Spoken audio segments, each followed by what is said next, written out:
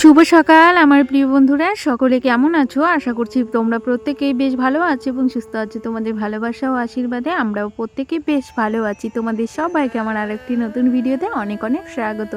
আশা করি আমার আজকের ভিডিওটা তোমাদের খুব ভালো লাগবে, আর অবশ্যই লাইক দিয়ে ভিডিওটা কন্টিনিউ করবে সকলে, আর অবশ্যই ভালোবাসা দিয়ে আমার পরিবারের পাশে থাকবে এইটুকু অনুরোধ করছি সবাইকে। আর যারা নতুন আসছো অবশ্যই আমার চ্যানেলটিকে সাবস্ক্রাইব করে আমার পাশে থেকো, আর অবশ্যই তোমরা প্রত্যেকে কিন্তু লাইক দিয়ে ভিডিওটা কন্টিনিউ করো। আর আমি কিন্তু আমার পরিচয়টা তোমাদের সঙ্গে এখনও শেয়ার করিনি, আমি আমার পরিচয়টা তোমাদের সঙ্গে শেয়ার করে নিই। আমি হলাম নদিয়ার ছোট্ট একটা গ্রামের বাসিন্দা, আর আমার নামটা হলো সন্ধ্যা। আর আমি কিন্তু প্রতিদিন আমার লাইফস্টাইলটাই তোমাদের মাঝে শেয়ার করি ব্লগের মাধ্যমে। আর আশা করি আমার এই ছোট্ট ব্লগটা তোমাদের খুব ভালো লাগবে। আর জানো তো, প্রতিদিনের মতো আজও কিন্তু একটু সকালেই ঘুম থেকে উঠেছি, ওই 6টার দিকে উঠেছি। তবে ভিডিওটা শুরু করেছি আমি, এখন বাজে হলো 8টা। আর প্রথমেই তো তোমাদেরকে দেখালাম আমাদের টিনের চালে বসে কিন্তু বিড়াল রোদ পোয়াচ্ছে, সেটাই তোমাদেরকে দেখালাম। আর ওই বিড়ালটার নাম কি জানো? ওই বিড়ালটার নাম হলো ডোডো। নামটা কত সুন্দর না? আমার তো ভীষণ ভালো লাগে ওর নামটা, তাই তোমাদের সঙ্গেও শেয়ার করলাম। আর ডোডো কিন্তু ওই যে টিনের চালের উপর বসে বেশ অনেকটা সময় ধরে রোদ লাগাচ্ছিল গায়ে, দেখতে বেশ ভালো লাগলো, তাই তোমাদের সঙ্গেও একটু শেয়ার করে নিলাম। তারপরে দেখো জামা কাপড়গুলো বাইরে নিয়ে চলে এসেছি, মানে কালকেই জামা কাপড়গুলো কেচেছিলাম, তাই সেগুলো বাইরে নিয়ে চলে এসেছি। এখন এই যে জামা কাপড়গুলো কিন্তু রোদে মেলে দিলাম। জানো তো, তোমাদের তো আমি বললাম রোদ উঠেছে, কিন্তু খুব বেশি রোদ ওঠেনি জানো, রোদের একদমই তাপ নেই। আর আমাদের বাড়িতে কিন্তু সকাল সকাল একটু রোদ ঢোকে, তারপরে আবার ছাওয়া পড়ে যায়, মানে জামা কাপড়গুলো সেইভাবে শুকোচ্ছেই না। আর তাতে আবার বাইরে আজকে প্রচুর পরিমাণে হাওয়া, এত হাওয়া দিচ্ছে, প্রচুর পরিমাণে ঠান্ডাও লাগছে জানো। তবে ওই যে হালকা একটু রোদ আছে, সেই রোদেই কিন্তু জামা কাপড়গুলো মেলে দিলাম। আর এই লজেসগুলো খাওয়ার জন্য আমার সোনামা খুব মানে বিরক্ত করছিল, তাই কিন্তু ওকে 1 কৌটো লজেস এনে দেওয়া হয়েছে। আর এই লজেসগুলো না পাশের বাড়ির একটা মামি আমাকে এনে দিয়েছে, যেহেতু ওদের বাড়ি থেকেই প্রথম খেয়েছিল মেয়ে, আর খুব বায়না করছিল। তারপরে আমি ওই মামিকে বললাম, সেই মামি কিন্তু 1 কৌটো লজেস কিন্তু এনে দিয়েছে। আর লজেসটা রেখে তারপরে আবার চলে এসেছি রান্নাঘরে। আর এদিকে কিন্তু আমি কাজ করতে করতে ভাতটা বসিয়ে দিয়েছিলাম, মানে ঘরের কাজগুলো করার আগে ভাতটা বসিয়ে গিয়েছিলাম। ভাতটা হয়ে গেছে, এখন মারটা গেলে এই যে এখন কিন্তু তাপ দেব। এখন কিন্তু ওই 9টা মতো বাজে, আর আমি কিন্তু সকালবেলার রান্নাটা আর দুপুরবেলার রান্নাটা একবারেই করে নিচ্ছি।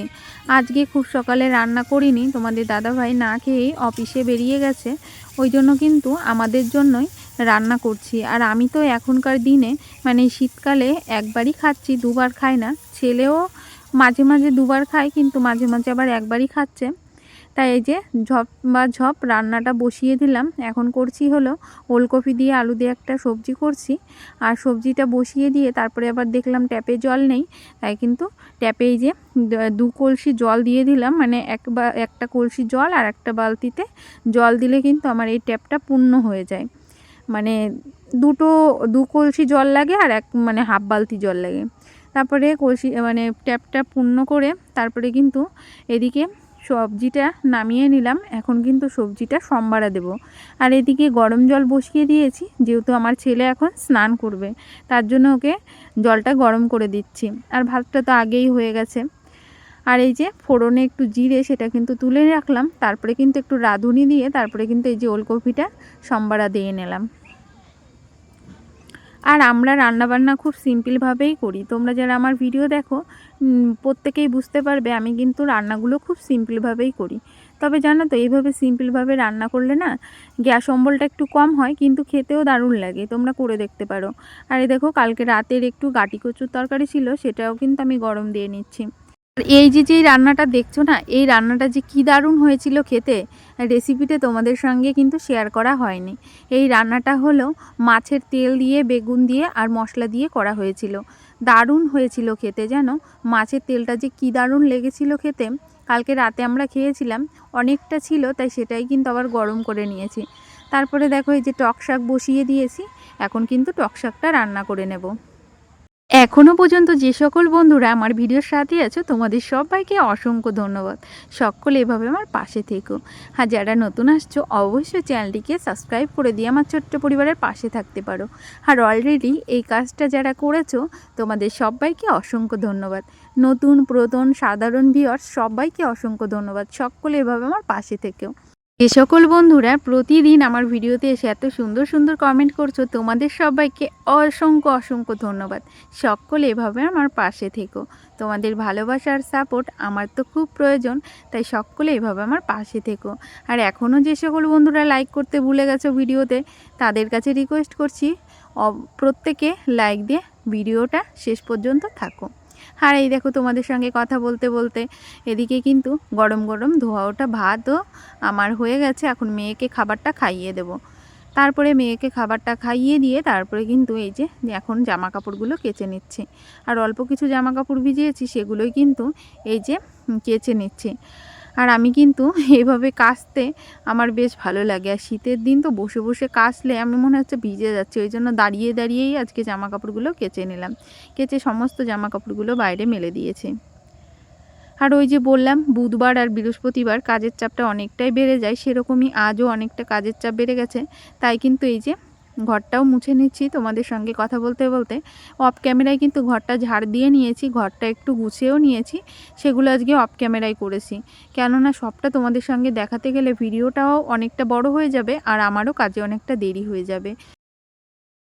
তার জন্য কিন্তু অফ ক্যামেরায় অনেকগুলো কাজ সেরে নিয়েছি। এখন কিন্তু ঘরটা মুছে তারপরে আমি চলে যাব স্নান করতে।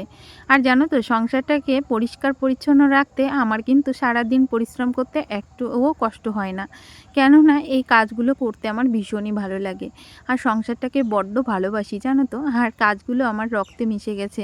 যতই মানে মন ভালো না লাগুক, শরীর ভালো না লাগুক, কাজগুলো কিন্তু আমাকে করতেই হবে। সেই টেগলেন্সিটা সারাদিনই আমার মধ্যে কাজ করে। আর কাজগুলো যত জলদি করে নেব আমি কিন্তু নিজের জন্য একটু সময়ও বের করতে পারবো।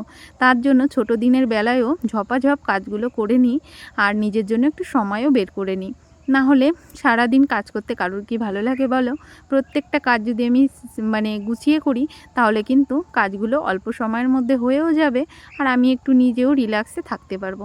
তার জন্য এই যে তোমাদের সঙ্গে কথা বলতে বলতে কিন্তু আমি রান্নাঘরটাও মোছা হয়ে গেছে। তারপরে এই যে চলে এসেছি বারান্দাটা মুছতে। আর আমার ঘরটা মানে 3টে ভাগে ভাগ করা। প্রথমেটা আমার মানে বড় ঘর, তারপরে রান্নাঘর, তারপরে এই বারান্দাটা। এভাবেই কিন্তু প্রতিদিন প্রত্যেকটা জায়গা আমি সুন্দর করে মুছে নিই। যেন আমি যেদিনই মুছি সেদিনই কিন্তু ঘরটা একদম সুন্দর করে মুছে নিই। আর এই মোছামুছিটা কিন্তু আমি প্রতিদিনই করি। জানো অনেকে হয়তো বা ভাবতে পারো যে তুমি তো মানে আমাদের বলো, সেটা কিন্তু না। আমি কিন্তু প্রতিদিনই আমার ঘরদোর মুছে নিই। কিন্তু এই শীতের সময় শরীরটা এর আগে যেহেতু খুবই খারাপ ছিল, ওই জন্য কিন্তু আমি একদিন পর পর মুছতাম। আবার এই যে শরীরটা এখন একটু ভালো হয়েছে, এখন কিন্তু আবার এই যে প্রতিদিনের মতো মোছা শুরু হয়েছে। তবে তোমাদের দাদাভাই আমাকে বকছে যে রেগুলার ঘর মুছো না, যেহেতু তোমার শরীরটা ভালো না। তবে ভেবেছি জানো এই বিশেষ বিশেষ দিনগুলোতে প্রতিদিন মুছবো, কিন্তু প্রতিদিন ঘর মুছবো না। তবে জানি না আমি পারবো কি না, তবে চেষ্টা করছি। তারপরে দেখো স্নান করে ঠাকুরঘরটা সুন্দর করে সাজিয়ে আমার মনের মতো তারপরে এখন পুজোটা করে নিচ্ছি। আর আজকে ফুল পেয়েছি খুব সামান্য। আর জানো তো এখন কিন্তু ওই বেলা 12টা মতো বেজে গেছে, তাই ভিডিওটা আমি এখানেই রাখছি। তোমরা প্রত্যেকে আমার সঙ্গে থেকো, সাথে থেকো। আবারও বলছি, নতুন কোনো বন্ধু এসে থাকলে অবশ্যই ভালোবাসা দিয়ে আমার পরিবারের পাশে থেকো। আর আমিও ঠিক সময় মতো তোমাদের পরিবারে চলে যাব। আর তোমাদের সবাইকে অসংখ্য অসংখ্য ধন্যবাদ। প্রিয় বন্ধুরা সকলে এভাবে আমার পাশে থেকো। নতুন পুরাতন সাধারণ ভিউয়ার্স সবাইকে অসংখ্য ধন্যবাদ। সবাইকে টাটা। নেক্সট ভিডিওতে আবার দেখা হবে। Tata, bye bye.